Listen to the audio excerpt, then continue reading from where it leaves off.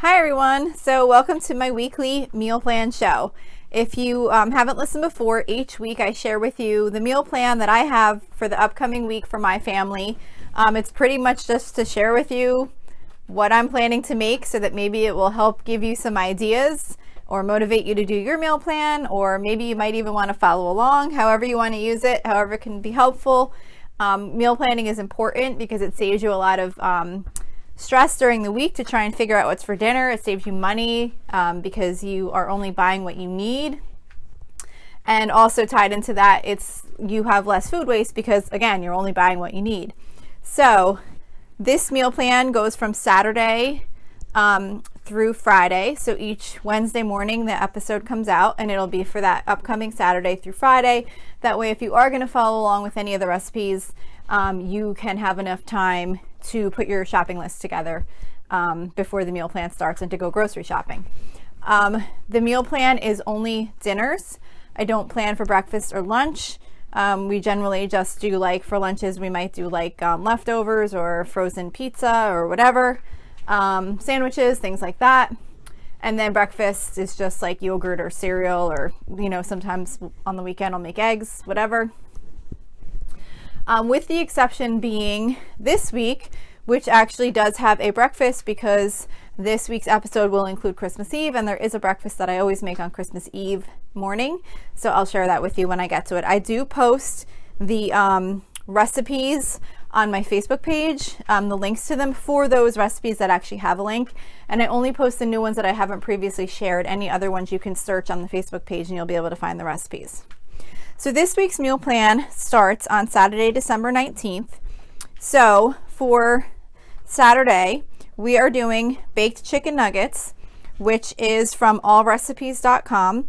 It's a really simple chicken nugget recipe. It's basically chicken nuggets dipped in melted butter and then coated with breadcrumbs. I actually use less butter than the recipe calls for, and they come out just fine, but it gives them, they come out with a nice coating flavor, and they're a really quick, simple recipe to make. And with that, we're having 5-ingredient instant pot mac and cheese. It's from foodnetwork.com. This is a really quick and easy mac and cheese recipe if you have an instant pot. It's something that I use fairly frequently. So of course, if you don't have an instant pot, you could just make regular mac and cheese. And then we're going to do bag salad with that. I forgot to mention that my meal plan, I always try and mention these things at the beginning, but I always forget at least one thing, it seems. My meal plan is following like a basic meal rotation, kind of like a scheme to follow, so that I know, like, as I create my meal plan, I have certain things that rotate every 2 weeks or once a month or whatever. So you will notice, if you do follow this meal plan, that there's definitely going to be repetition over the course of time, and I do it that way to keep it simple. I do try and mix in new things here and there, mix up the sides, mix up other meals on certain days, but it's definitely, these are the things that we typically eat in my family. So you are going to find repetition. It's not always going to be new recipes, for sure. So just want to throw that out there in case that's what you're looking for. Okay, so Sunday we are going to do oven fried breaded pork chops, and that is from skinnytaste.com. I think these come out really good. Again, a really simple breaded pork chop that's baked in the oven. They're coated with a mixture of panko breadcrumbs and crushed cornflakes, and it gives it like a really good crispy coating baked in the oven. And then we're going to do just a bag of buttered egg noodles with that, and carrot fries, which the recipe is called carrot fries with ketchupy ranch. It's from foodnetwork.com. I've never actually made the ketchupy ranch dip to dip the carrot fries in. I'm sure it's fine. I've just never made it. I just used the recipe to make the carrot fries in the air fryer. And pretty much, well, actually the recipe isn't really for the air fryer. It's just to bake them in the oven. So you don't need to have an air fryer to follow this recipe. But I make the carrot fries in an air fryer. You just pretty much slice up the carrots like you would, they kind of look like sweet potato fries. You just slice them up in like a French fry shape, and you season them with some olive oil and some seasonings, and you can cook them in the oven or in the air fryer, and they come out really good. So that is Sunday. Monday, we're doing hamburgers, and we are doing, well, hamburgers, just to say, I don't have a recipe for that. It's just regular hamburgers. I mean, I take ground beef, make it into a patty, and I sprinkle some McCormick hamburger seasoning on it, and that's our hamburgers. So we're doing hamburgers. I'm also doing homemade black bean veggie burgers for my daughter who doesn't eat meat. That recipe is from allrecipes.com. And then for a side, we're doing oven fresh seasoned potato wedges, which is from allrecipes.com. I make this pretty much almost every time we do hamburgers, which is every other Monday. And then we're just going to do a can of pork and beans. So that's Monday. Tuesday is our copycat Chipotle night. So every other Tuesday we do this, and on the alternate Tuesdays we do tacos. So the Chipotle, there's not really a recipe for this so much for the Chipotle night. I pretty much take chicken breast, cut it up into little pieces, toss it with some olive oil and some seasonings, and broil it until it gets a little bit crispy. And then I make some brown rice, put out some salsa, cheddar cheese, black beans, avocado. I forget if I said brown rice already. I probably did, but whatever. All those types of toppings. And we make like a Chipotle bowl with all those ingredients. So that is for Tuesday. Wednesday, we're doing bacon wrapped barbecue shrimp, and this recipe is from allrecipes.com. This is a really quick, easy shrimp recipe that I really like. It's one of my favorite ones. And just one tip, I don't actually wrap the shrimp in bacon. I cut the shrimp in little, I don't know, I guess about like an inch long or so, like little sections. And I lay the shrimp out on the baking sheet, and then I just kind of put the bacon like all over top of the shrimp, but without wrapping it, just kind of laying it all over to cover it. And it comes out really, really good. And you can still grab a piece of bacon and a piece of shrimp, and you don't have to take all that time of sitting there wrapping each shrimp and trying to keep the bacon attached. So it happened by mistake one time. I didn't have the right size shrimp, and I wasn't going to be able to, or it was going to be way too hard to wrap it, and I wound up doing it this way. And then that's what I always do from now on. And then with that, I'm doing just fried rice. This one isn't actually a recipe.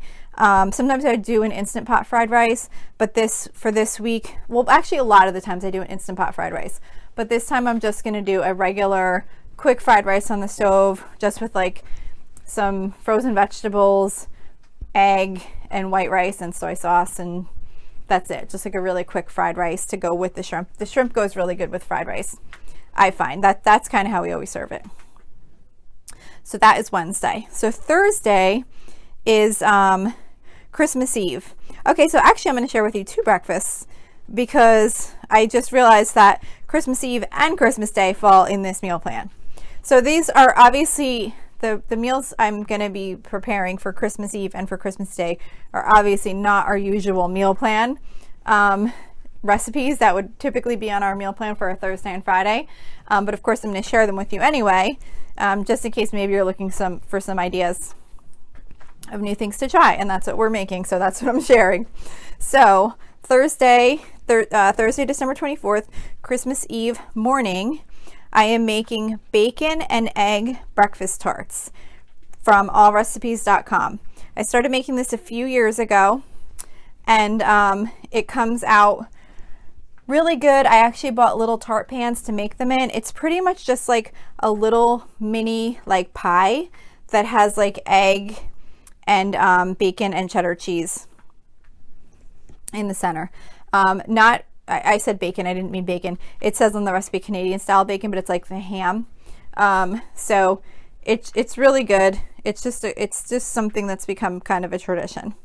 So that's for breakfast. Then for lunch, we were just gonna try this. I've never made this before. It just looked kind of fun, just to kind of have something out. We're already having a breakfast, and then we're gonna be eating a lot of food for dinner, so I wasn't too worried about lunch. But it's called Cheesy Garlic Pull Apart Christmas Tree, and it's on bettycrocker.com. And pretty much, it's like you make like a Christmas tree shaped with like, it's made with the what do you call the biscuits, like the canned biscuits, and you put like string cheese inside. Like it calls for like regular mozzarella string cheese, sharp cheddar string cheese, and Colby Jack string cheese, or cheese sticks, whatever. And I don't know, I guess you make like individual little balls of the dough with the cheese sticks inside, and then you make it shaped like a Christmas tree. I don't know, it looked cute. We've never made it before, but I thought it might be something fun to just kind of make around lunchtime and put on the table, and everyone could just kind of pick at it. Okay, so then for dinner, for Christmas Eve, we are doing Chef John's crab cakes, which is from allrecipes.com. It's crab cakes. It's a pretty good crab cake recipe. I've made it before. I use a lot of Chef John's recipes from allrecipes.com, and I've usually found they're pretty good. So this one I've happened to use before, and I think it's a pretty good crab cake recipe. So we're having that. I'm also doing chicken cutlets, which I do not have a recipe for, but it's just your typical chicken breast, sliced thin, dipped in egg, breaded and fried. The reason we're doing this for Christmas Eve is because I really very rarely make actual fried chicken cutlets, and it's something we used to have and something that I used to have growing up before we got more like health conscious and baking things more and stuff like that. Although yes, I do have hot dogs on the meal plan once a month, but whatever. We usually bake things more often and don't really fry that much. So this is kind of like a treat. So we're going to do actual fried chicken cutlets on Christmas Eve night. Then we're going to be making a recipe called Mushroom Wellington, which is from tasty.co, like tasty.co. It's a vegetarian take on beef Wellington.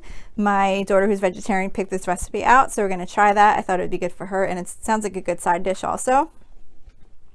We're also going to do smashed cauliflower from allrecipes.com. It's just basically like cauliflower made similar to like mashed potatoes, but we're doing the cauliflower because one of my kids requested it, and we're doing mashed potatoes on Christmas Day. So I figured the cauliflower would be at least a little bit different on Christmas Eve.